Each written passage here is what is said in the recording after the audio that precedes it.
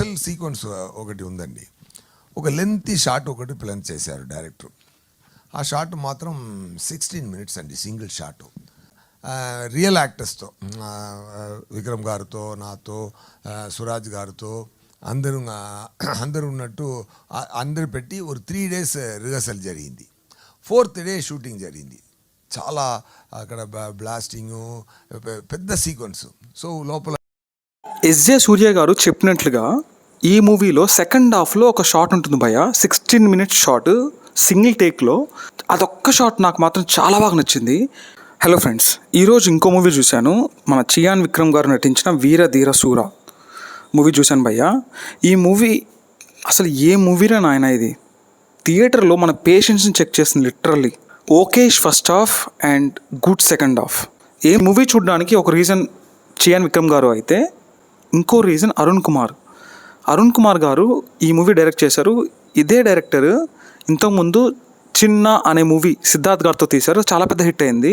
నేను ఈ మూవీకి ఈరోజు వెళ్ళడానికి ఇంకో reason, movie duration 2 hours 45 minutes ఉంటుంది భయ్య.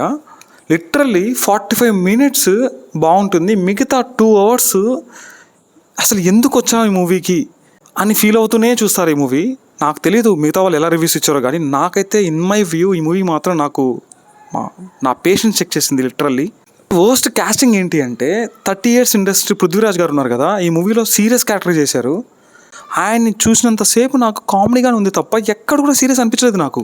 అసలు అలాంటి రోల్ ఎందుకు ఇచ్చారు ఆయనకి అనేది నాకు, మేబీ మనం తెలుగు మూవీస్ చూస్తున్నాము, ఆయన కామెడీ రోల్స్ చూస్తున్నాము, మేబీ నేను కనెక్ట్ అవ్వలేదేమో, కానీ నాకైతే అసలు కనెక్ట్ అవ్వలేకపోయాను భయ్య ఆయనకి. లైక్ ఆ రోల్కి, ఆ సీరియస్నెస్కి, ఆ యాక్టింగ్కి, ఆ ఎమోషనల్ సీన్స్కి అప్పుడు ఎక్కడ కూడా నేను కనెక్ట్ అవ్వలేదు. ఏదో కమెడియన్ యాక్ట్ చేసినట్టుగా అనిపించింది, కానీ ఏమో చూద్దాం మన తమిళియన్స్ వాళ్ళు ఎలా కనెక్ట్ అవుతారో ఈ మూవీకి అండ్ ఆ రోల్కి.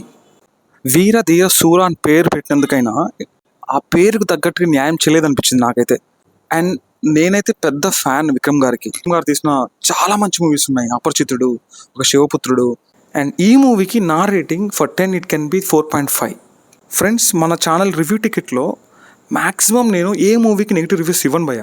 ఎందుకు అంటే మనం ఏదో 1 minute 2 minutes రివ్యూ చెప్పేసి బాగలేదు బాగుందని చెప్పడం దట్స్ నాట్ కరెక్ట్ యాక్చువల్లీ. ఎందుకంటే వాళ్ళు ఎంతో కష్టపడతారు, ఎంతో వర్స్ట్ అయ్యి అసలు బాగలేదు మూవీ అని అనుకుంటే తప్ప మ్యాక్సిమం మన వ్యూవర్స్కి నేను నెగిటివ్ చెప్పను.